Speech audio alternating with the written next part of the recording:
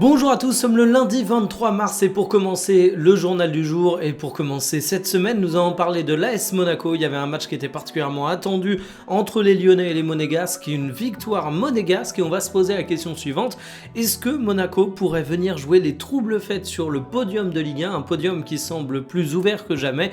Évidemment, je parle de la 3e place parce que sur les deux premières, c'est un petit peu plus verrouillé. On restera du côté de la Ligue 1 pour parler du choc, c'était pas un choc, mais ça avait quand même lieu dimanche soir entre le FC Nantes et Strasbourg. En tant que Nantais, je vais vous partager ma dépression, disons-le sobrement, et puis on aura un troisième et dernier match de journal, celui entre le Real Madrid et l'Atlético. C'était une rencontre d'une très très grande qualité, même en replay, croyez-moi, dans mon petit cas personnel. Ensuite, on parlera de la Croix et de l'équipe de France et de Dimitri Payet qui raccroche les crampons. Installez-vous confortablement et bienvenue pour le journal du jour. Lyon n'a plus gagné en Ligue 1 depuis des semaines, Monaco enchaîne les succès en Ligue 1 depuis des semaines. Devinez ce qu'a donné le match entre Lyon et Monaco? Eh bien évidemment, c'est les Monégasques qui vont décrocher les 3 points.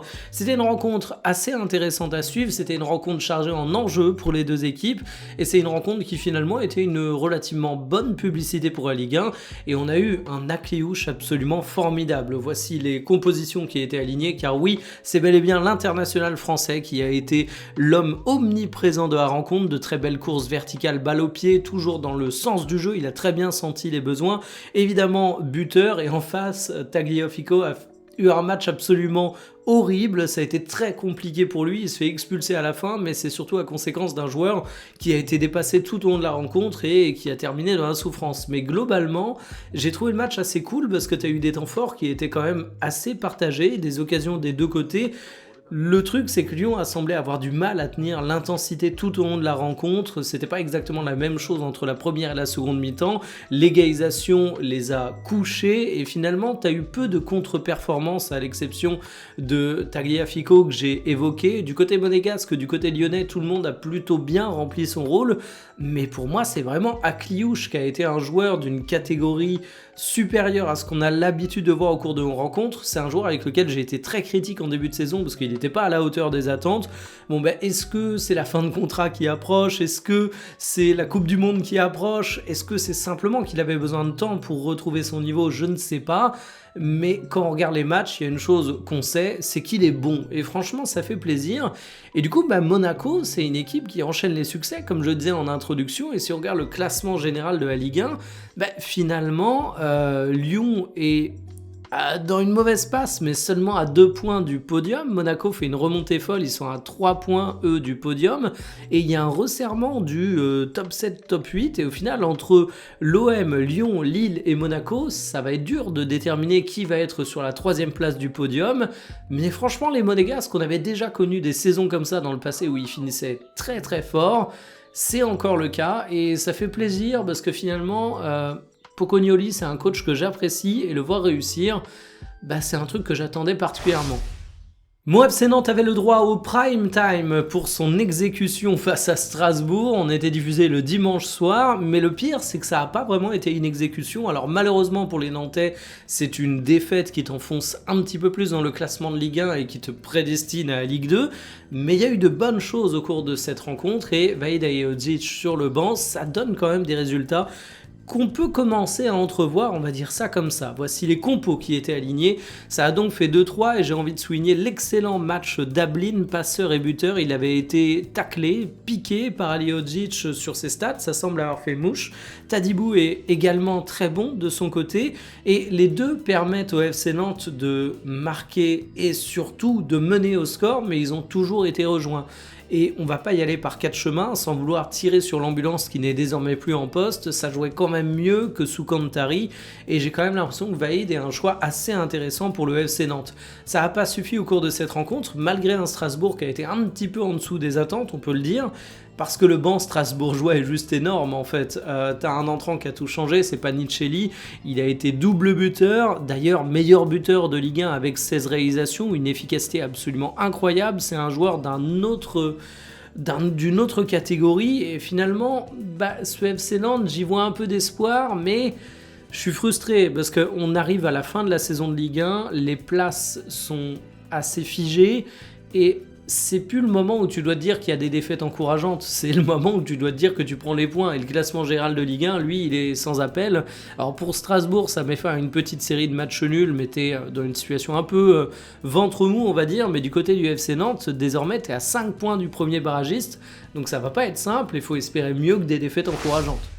Gros match entre le Real Madrid et Atlético Madrid, un match qui a vraiment délivré toutes les promesses auxquelles on pouvait s'attendre. Pour le Real Madrid, j'y vois un très bon message sur la force du collectif qui semble se dessiner en ce moment, mais surtout, on a eu un grand Vinicius Junior. 3-2 pour le Real, voici les compositions de cette rencontre. Le grand Vinicius de retour, le penalty, mais aussi un très beau but qui offre la différence synonyme de victoire. C'est assez particulier parce que là où je l'ai trouvé le meilleur, c'est dans la finition, et dernièrement, c'était peut-être un peu plus un grand joueur de différence qu'un grand joueur de finition, Vinicius Junior, mais en tout cas voilà, le meilleur est de retour, et Valverde réussit l'exploit à être un des hommes du match malgré son expulsion. Toujours aussi moteur, j'ai envie de dire, pour le Real Madrid. C'est également un des meilleurs finisseurs d'Europe en ce moment, ce qui est une dinguerie, parce que Valverde n'a pas vocation à être un finisseur sur le papier.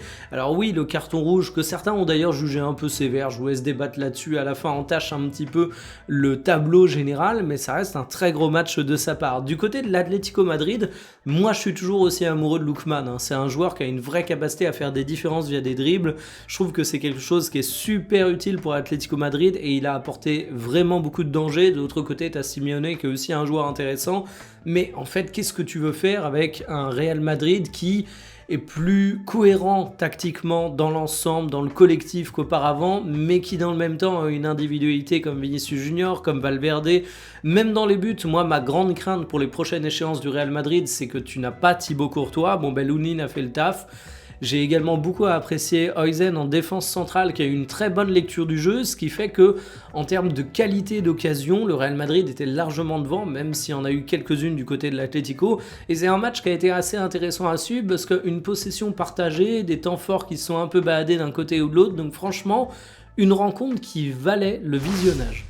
J'ai une bonne et une mauvaise nouvelle pour l'équipe de France. On va commencer par la mauvaise, bien évidemment. Pas de Saliba pour ce rassemblement, et c'est un déchirement parce qu'à mes yeux, Saliba, c'est vraiment la valeur sûre de notre charnière centrale. On a beau dire, et c'est vrai qu'on a un réservoir absolument fabuleux de talent en défense, il y a quand même un patron qui est clairement identifié, c'est le Gunner. Mais la bonne nouvelle, c'est que pour le remplacer, on a un petit nouveau qui fait son entrée chez les Bleus.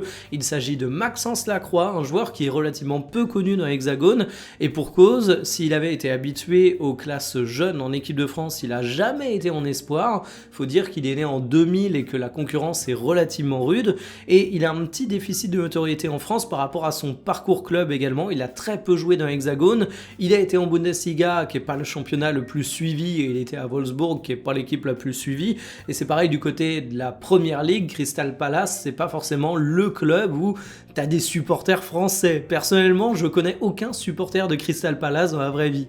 Pour autant, ça n'a pas empêché Maxence Lacroix d'avancer, de faire son petit bonhomme de chemin. Il est d'ailleurs aujourd'hui valorisé à 40 millions d'euros, ce qu'en fait un joueur vraiment bien apprécié par le monde du football. Il s'est fait remarquer avec 2 saisons de Première Ligue particulièrement intéressantes. Alors pourquoi il est bon? Sacré athlète, il te pique des pointes à 36 km/h, t'es pas prêt de le semer. Il a un bon coffre aussi, il répète les courses à haute intensité comme peu de défenseurs centraux. Du haut de son 1m90, il brille dans les airs, ce qui est vraiment pas facile en Première Ligue, parce que t'as des attaquant qui généralement t'impose un gros défi physique. Il est souvent sollicité dans les duels mais moins impliqué dans le jeu.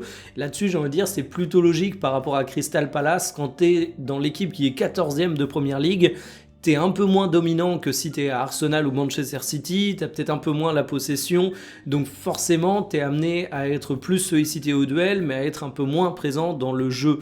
En tout cas, c'est un joueur que je trouve hyper intéressant. Alors tout est pas parfait pour le moment, c'est un joueur qui a une bonne agressivité, mais parfois ça se traduit par un excès d'engagement où il va parfois provoquer des fautes, parfois sortir un petit peu de l'alignement qu'on attend de sa part. C'est un joueur qui peut avoir des petites sautes de concentration, donc c'est un joueur talentueux qui a 26 ans, qui peut encore progresser, qui va être un atout pour l'équipe de France.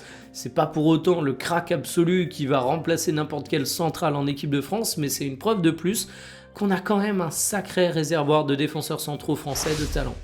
Fin de carrière pour Dimitri Payet, 39 ans dans quelques jours, 38 sélections en équipe de France et évidemment une légende de l'Olympique de Marseille, mais attention à ne pas réduire Payet à Marseille puisque c'est quand même un joueur qui aura eu pas mal d'expérience en Ligue 1. Il aura commencé du côté du FC Nantes, il aura eu ensuite quasiment 150 matchs à Saint-Étienne, quasiment 100 au LOSC. C'est finalement un nom qui aura compté dans bien des équipes. Il aura également eu un passage en Première Ligue dont on se souviendra pour 6 mois absolument exceptionnels à West Ham. En 2016, il est quand même 17e du Ballon d'Or. Je ne sais pas si on se rend compte de la dinguerie, mais c'était vraiment une période où il marchait sur l'eau. On a quelques coups francs absolument mythiques en tête. Alors c'est évidemment un joueur qui est rattaché à l'Olympique de Marseille. C'est évidemment un joueur qu'on voit comme étant un des hommes phares de l'OM de toute une époque. Pas de trophée pour Dimitri Payet, il aura été beaucoup raillé pour ça, mais quand même un sacré nombre de très bons matchs à son actif. Il était, avant de raccrocher crampon à Vasco da Gama du côté du Brésil, c'était assez peu observé en France et on va être honnête, le seul truc dont on a entendu parler concernant Payet au cours des derniers mois, c'est cette sombre histoire de violence psychologique envers une femme pour laquelle il sera jugé au Brésil. C'est peut-être le moment de se faire un petit peu discret pour lui, mais en tout cas voilà, une grande carrière qu'il laisse et des crampons raccrochés après bien des services rendus à beaucoup d'équipes de Ligue 1. Terminé pour le journal du jour, cet après-midi, nous parlerons Première Ligue d'une des deux équipes qui a disputé un match qui était particulièrement attendu ce week-end, j'en dis pas plus, vous avez évidemment deviné si vous suivez ne serait-ce qu'un temps soit peu le championnat anglais. Je vous donne rendez-vous aux alentours de 17h, qui fait bien votre journée, salut.